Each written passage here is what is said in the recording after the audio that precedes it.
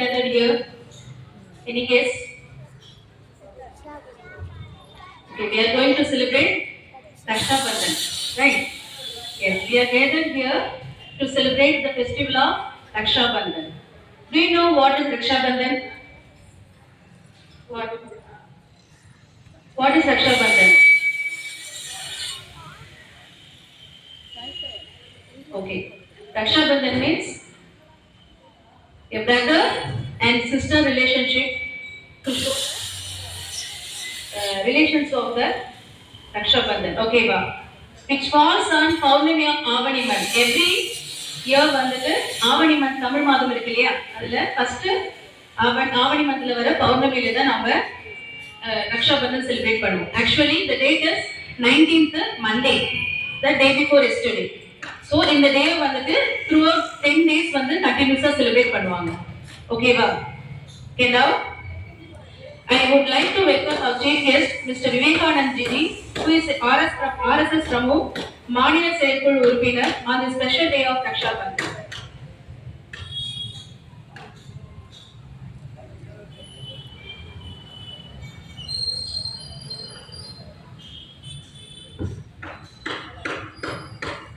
இன்றைய பஞ்சாங்கம் கலியுகாப்தம் 5126 ரோதி வருடம் ஆவணி மாதம் 5ஆம் தேதி ஆகஸ்ட் மாதம் 11ஆம் தேதி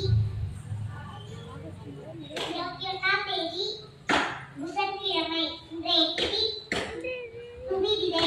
இன்றைய நட்சத்திரம் பூரதத்தா தாதி. இன்றைய நாள் அனைவருக்கும் இனிய நாளாக அமையட்டும்.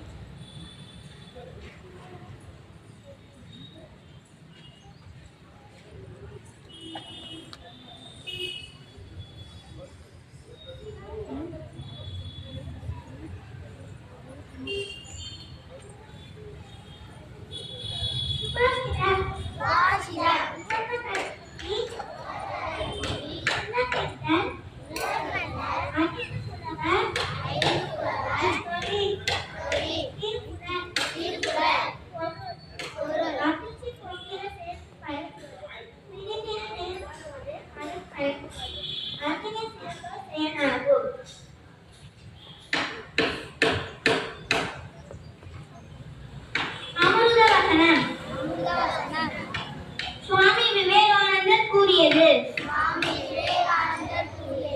நீ எல்லையற்றவன், மரணமற்றவன், பிறப்பற்றவன், எல்லையற்ற ஆன்மா. அதனால் நீ அடிமையாக இருப்பது உனக்கு பொருந்தாது. எழுந்திரு, விழித்துக்கொள், எழுந்திருந்து போராடு.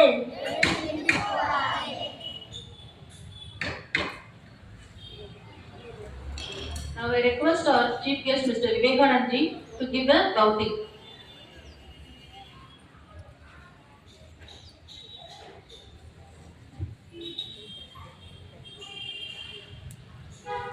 இதுக்குரிய பள்ளியினுடைய தாளாளர், மிக உயர்ந்த பணியான ஆசிரியர் பணியை மேற்கொண்டிருக்கும் ஆசிரியர் பெருமக்களே, எனது அருமை மாணவ செல்வங்களே, அனைவருக்கும் காலை வணக்கம்.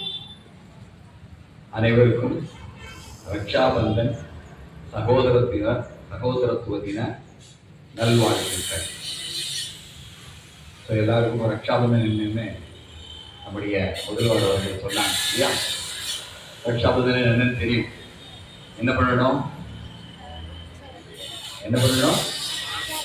ராக்கி கட்டிக்கணும்.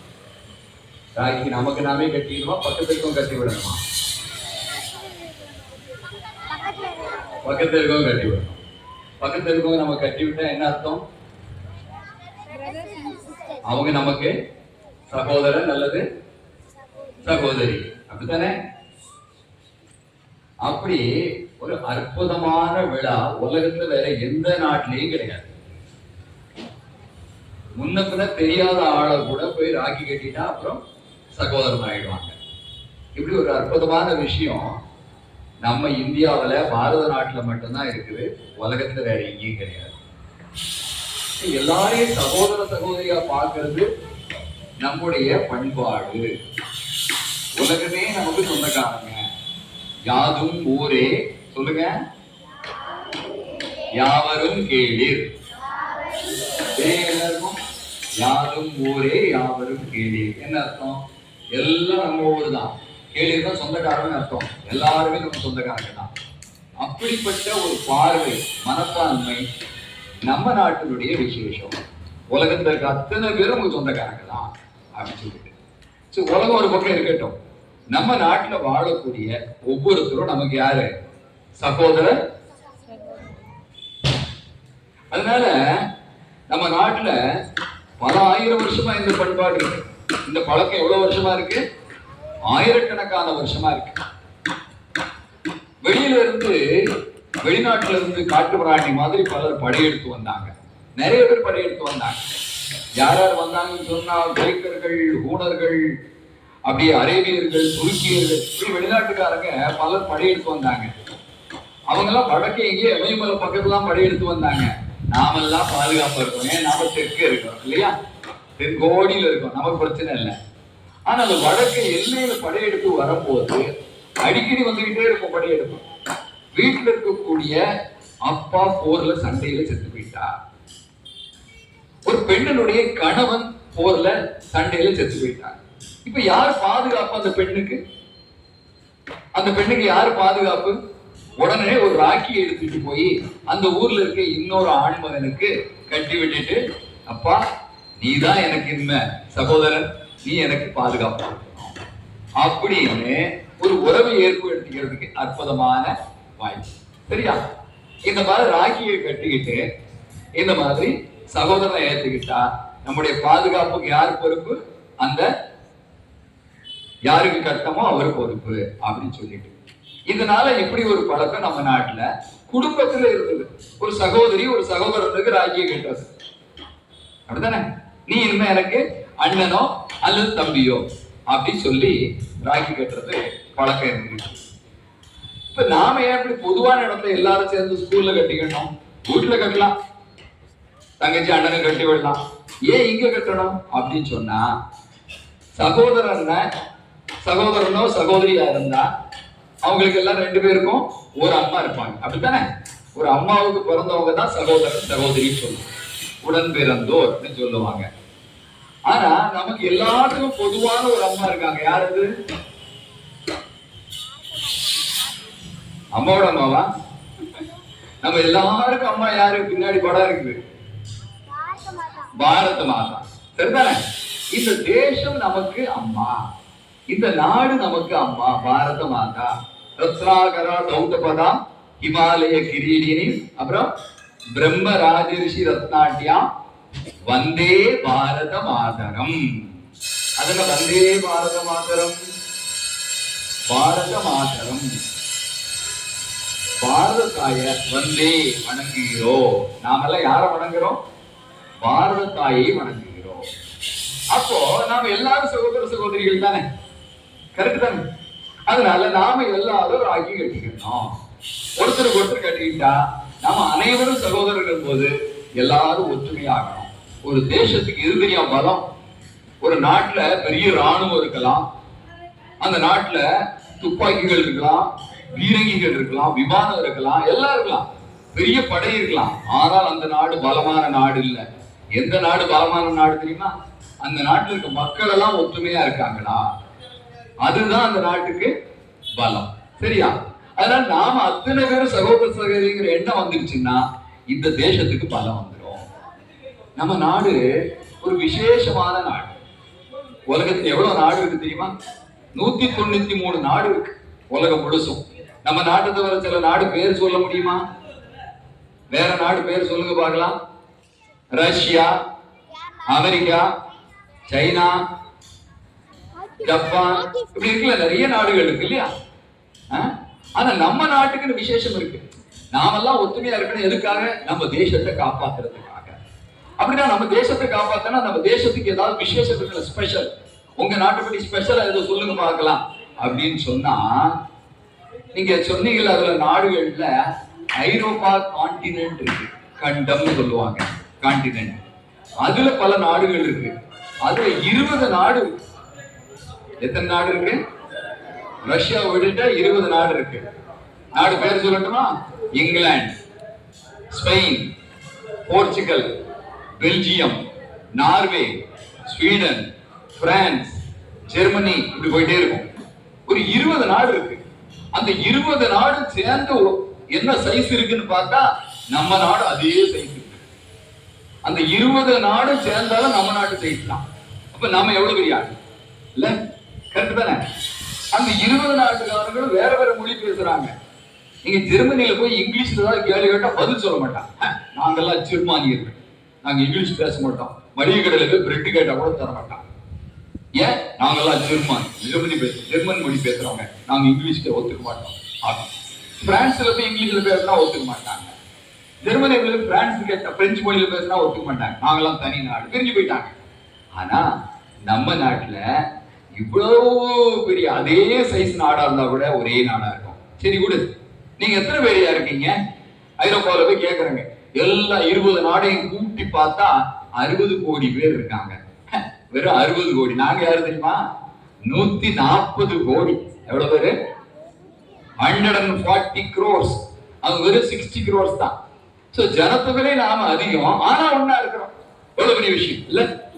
இமயமலையில இருந்து ஆரம்பிச்சு கன்னியாகுமரி வரைக்கும் இத்தனை கோடி பேரும் ஒரே. ஆனா எத்தனை மொழி பேசுறோம்? அவங்க 20 மொழி பேசுறாங்க, நாம அதுக்கு மேல 18 மொழி. பெரிய மொழி இருக்கு நம்ம நாட்டுல. தமிழ் இருக்கு, மலையாளம் இருக்கு, கன்னடம் இருக்கு, தெலுங்கு இருக்கு, மராட்டி இருக்கு, அப்படி போயிட்டே இருக்கும். அத்தனை மொழி இருந்தாலும் அங்க இல்லாத விசேஷம் இங்க இருக்கு. என்ன தெரியுமா? பாரதியார் சொல்றார், செப்பு மொழி 18 உடையாள். எங்க அம்மா 18 மொழி பேசுவா, ஆனா சிந்தனை ஒன்றுடையாள். சிந்தனை ஒண்ணு. மொழி வேறையா இருந்தாலும் சிந்தனை ஒண்ணா இருக்க முடியுமா? இருக்க முடியுமா? மதர்னாலும் அம்மா தான், அம்மானாலும் அம்மா தான், மாதாஜினாலும் அம்மா தான், எல்லாம் அம்மா தான் இல்ல? அம்மா ஒண்ணு தானே, மொழி தானே வேற. அதே மாதிரியே இந்த நாட்டுல இந்த நாடை எல்லாரும் அம்மாவா தான் பார்க்கணும். காஷ்மீர்ல இருக்க ஆளு கிட்ட போய் இந்த நாடு உனக்கு என்னன்னு கேட்டா எனக்கு பாரத மாதா. நாடு மட்டும்தானா? பசு, பசு என்ன சொல்லுவோம்? என்ன மாதான்னு சொல்லுவோம்? கோமாதா. கேள்விப்பட்டிருக்கீங்களா? பசு தாய். ஆக கன்னியாகுமரியில இருக்க ஆளுக்கும் பசு என்னது? தாய் தான். காஷ்மீர்ல இருக்க ஆளுக்கும் பசு தாய் தான். அஸ்ஸாம்ல போய் கேட்டாலும் பசு தாய் தான். கரெக்டா? ஆமா. சரியா? தமிழ் தாய் வாழ்த்து பாடுறீங்களா? மொழி நமக்கு தாய். கரெக்டா? நதி, நதி இல்லைன்னா இந்த நாட்டுல எல்லாமே வறண்டு போயிடும். அது நமக்கு தாய். கங்கா மாதா, காவிரி தாய். காவிரி எங்க இருக்கு? எங்க இருக்குது? நம்ம மாநிலத்துல இருக்கு, தமிழ்நாட்டுல இருக்கு. பஸ் ஏறி போயிடலாம் காவிரி பார்க்கணும்னா. கங்கை பார்க்கணும்னா ரயில் ஏறி போகணும் இல்ல? ஆமா. சோ நதி நமக்கு தாய். அப்ப நாம நதி எப்படி பார்க்கணும்? அம்மாவை பார்க்கணும். அப்ப இந்த நாட்டுல 140 கோடி பேரும் நதிய தாயா பார்க்கிறோம். சரி, தாய் எப்படி பார்க்கிறோம்? தாய் பெருசா தெய்வம் பெருசா? எது பெருசு? தெய்வமா? மாதா, பிதா, குரு, அப்புறம் தான் தெய்வம். சோ முதல்ல பார்க்கிற அந்த மாதா, அம்மா தான் எல்லாத்தையும். இது இந்த நாடு முழுக்க யாரை கேட்டாலும் இப்படித்தான் சொல்லுவாங்க. 140 கோடி பேர் அதுதான் சொல்லுவாங்க. இங்கிலாந்துல போய் கேளுங்க வேற மாதிரி சொல்லுவாங்க, பிரான்ஸ்ல போய் கேளுங்க வேற மாதிரி சொல்லுவாங்க. அதனால அவங்களால ஒண்ணு சேர முடியல. அவங்களுக்கு எல்லாம் பொறாமையா இருக்கு. இவ்வளவு பெரிய நாடா, இவ்வளவு பேர் ஒத்துமையா இருக்கீங்களா? ஆச்சரியப்படுறாங்க. அதனால இந்த ஒற்றுமையை அதிகப்படுத்துறதுக்காக தான் இந்த ரக்ஷாபந்தன். நாமெல்லாம் அதை கட்டிக்கிட்டு எல்லாம் ஞாபகப்படுத்திக்கணும். கடைசி ஒரு சின்ன கதையை ஒண்ணு சொல்லி முடிச்சேன். இதெல்லாம் பெரிய பெரிய விஷயங்கள். ஆனா நம்முடைய தினசரி நடைமுறையில, நம்ம வாழ்க்கையில சில விஷயங்களை நாம கடைபிடிக்கணும். ஒரு சின்ன கதை. ஒரு தமிழ் ஆசிரியை, தமிழ் மிஸ், அப்படித்தானே? ஒரு நாள் என்ன பண்ணாங்க, கிளாஸ்ல சயின்ஸ் மிஸ் மாதிரி அவங்க டெஸ்ட் டியூப் எல்லாம் எடுத்து வந்தாங்க. டெஸ்ட் டியூப் தெரியுமா? கிளாஸ்ல இருக்கும். அதுல எதையாவது விட்டு தண்ணியை விட்டு அசிட விட்டு டெஸ்ட் பண்ணி காமிப்பாங்கல்ல, அந்த மாதிரி டெஸ்ட் டியூப் எடுத்து 4 டெஸ்ட் டியூப் வரிசையா வச்சாங்க. 4 குழாய் வச்சாங்க. 4 தண்ணி விட்டாங்க. சரி, தண்ணி விட்டாச்சு. 4க்குள்ளேயும் முதல் டெஸ்ட் டியூப்ல என்ன பண்ணாங்கன்னு சொன்னா, கொஞ்சம் கல்லு, சின்ன சின்ன சின்ன குண்டு குண்டு கல்லா அதை எடுத்து உள்ள போட்டாங்க. அடுத்து 2வது டெஸ்ட் டியூப், அதுக்குள்ள இந்த மணல் இருக்குல்ல, அழுக்கு மண் இருக்குல்ல, அதை எடுத்து வந்து அதுக்குள்ள போட்டாங்க. சோ முதல் டெஸ்ட் டியூப்ல என்ன போட்டாங்க? கல்லு. அடுத்துல என்ன போட்டாங்க? அழுக்கு மண். 3வதுல கொஞ்சம் பஞ்சு, காட்டன் தெரியல, அதை எடுத்து உள்ள போட்டாங்க.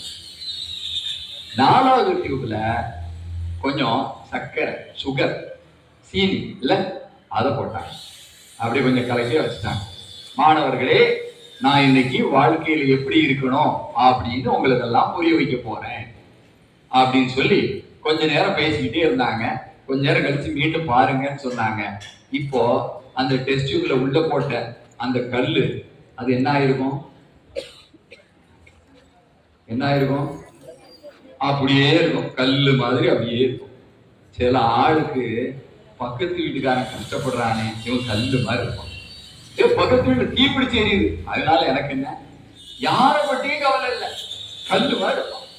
யாரை பற்றியும் கவலை இல்லை, யாருக்கும் உதவி பண்ண மாட்டான். இப்படி சிலர் வாழ்றாங்க. 2வது, அழுக்கு மண்ணு உள்ள போட்ட என்ன ஆகும்? கலங்கி போயிடும். அப்படித்தானே? நல்ல தண்ணி அழுக்கு மண்ணை தூக்கி போட்டு உள்ள அப்படி ஒரு ஆட்டாட்டா என்ன ஆகும்? கலங்கி. இப்படி சிலர் இருக்காங்க. எப்படி எப்படி சில ஆளு கிளாஸுக்குள்ள வந்தாலும், நம்மள்ட்ட சில ஆள் இருப்பாங்க, கிளாஸுக்குள்ள வந்தாலும் டென்ஷன், வீட்டுக்கு போனாலும் டென்ஷன். கிளாஸுக்குள்ள வந்தான்னா பக்கத்துல இருக்கவனை இந்த பக்கம் ஒரு இடி, அந்த பக்கம் ஒருத்தனை கிள்ளு, இந்த பக்கம் ஒருத்தனை ஒரு வர, எல்லாம் ஒரே சண்டை. வீட்டுக்கு போனா, அம்மா என்ன டிஃபன், பை பறக்கும், அப்படியே செருப்பு இந்த பக்கம் பறக்கும். என்ன அம்மாவுக்கு டென்ஷன், எங்க போனாலும் டென்ஷன். கொஞ்சம் பெருசா வச்சுக்கோங்க, ரோட்ல போனாலும் டென்ஷன். பஸ் விட்டு கல்ல விட்டு அடிக்கிறது, எல்லா கலவரம் பண்ணுவாங்க. இப்படி சில ஆட்கள். 3வது, இப்ப என்ன இருக்குள்ள 3வது என்ன போட்டது? பஞ்சு. பஞ்சு உள்ள போட்டாச்சு. தண்ணி எங்க போச்சு? காணோம். எல்லாம் எனக்கு தானே, அடுத்தவன் சொத்தையும் புரிஞ்சுக்குவான், அடுத்தவன் பாக்கெட்ல இருக்கேன்னு திருடிடுவான், எல்லாம் எனக்கு, எல்லாம் தானே உறிஞ்சு வச்சுப்பான். இப்படி சில ஆட்கள். 4வது ஒண்ணு இருக்கு, என்ன போட்டோம்? சக்கரை. எங்க போச்சு? கரைஞ்சு போச்சு. இருக்கிற இடமே தெரியல. தொட்டு நாக்கில வச்சா இனிக்கும். கரெக்டா? இப்படி சிலர் இருப்பாங்க. இருக்கிற இடம் தெரியாது, ஆனா அவங்க இருக்கிற இடம் எப்ப பார்த்தாலும் சந்தோஷமா இருக்கும். நம்ம ஃப்ரெண்ட்ஸ், நாம போனோம்னா நம்ம ஃப்ரெண்ட்ஸ் எல்லாம் சந்தோஷமாயிடுவாங்க. வீட்டுக்கு போனா அப்பா அம்மா சந்தோஷமாயிடுவாங்க. கிளாஸ்ல வந்தா டீச்சர்ஸ் பார்த்தா சந்தோஷமாயிடுவாங்க. இப்படி சிலர் இருப்பாங்க. இப்ப இந்த நாள்ல எப்படி இருக்கணும் புரியுதா? கல்லு மாதிரி இருக்கணுமா, அந்த மணல் மாதிரி இருக்கணுமா, பஞ்சு மாதிரி இருக்கணுமா, சக்கரை மாதிரி? கரெக்டா? அதனால நாம நம்ம சுத்தி இருக்கவங்களோட பழகும் போது அந்த மாதிரி அன்பையும் சகோதர உணர்வையும் வெளிப்படுத்தணும். எல்லாரோடைய சந்தோஷமா நட்பு ஏற்படுத்திக்கணும். அதுக்காக தான் இந்த ரக்ஷாபந்தன் விழா. நான் பெரிய விஷயத்துல ஆரம்பிச்சு நமக்கு தேவையான விஷயத்தோடு முடிச்சிருக்கிறேன். இந்த சிந்தனைகளோட இந்த விழாவில் நாம ராக்கிட்டேன்.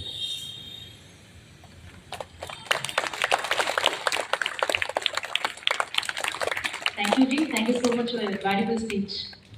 Now I request our correspondent, Mr. Naresh Kumar Ji, to give a gratitude or memento.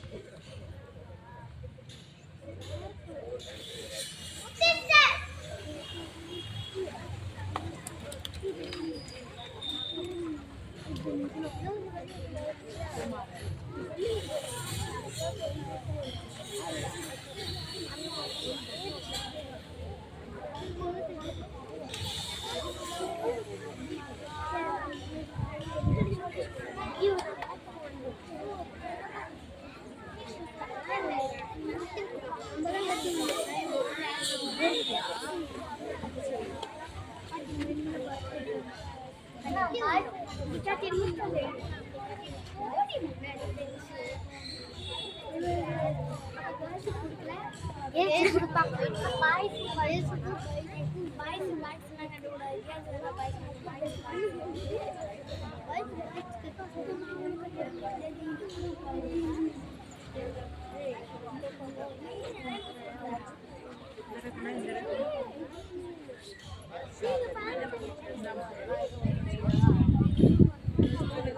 வலது கையில கட்டணும், ரைட் ஹேண்ட்ல கட்டணும், சாப்பிடுற கையில கட்டணும்.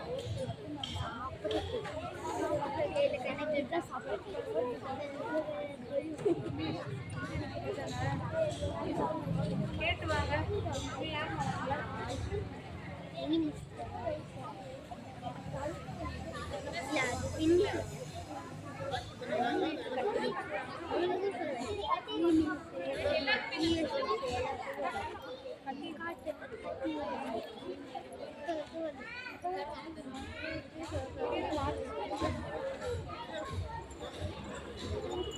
மிஸ் கொடுங்க.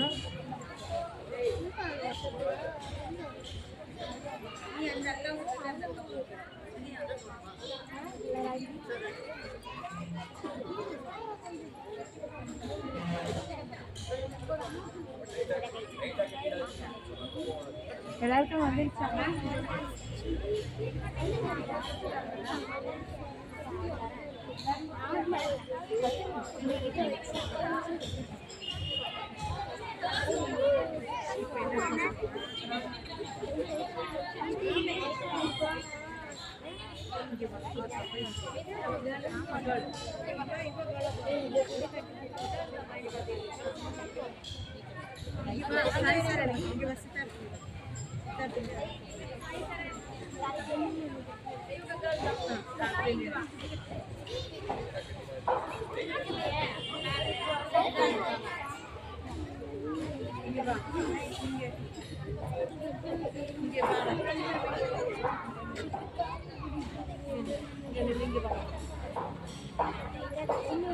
இவங்க ரெண்டு பேரும்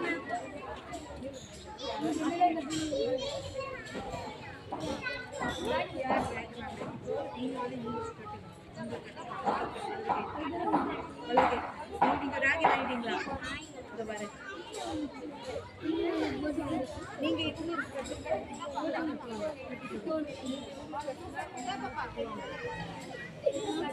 ரெண்டு பேரும் இங்க வாங்க.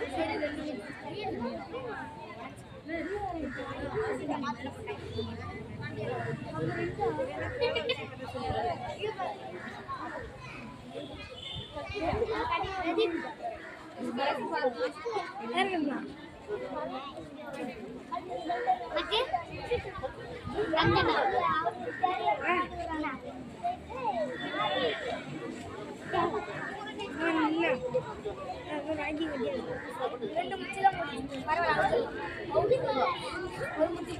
ஈஸியா வித்துக்கலாம்டா நீ பேர் போட்டு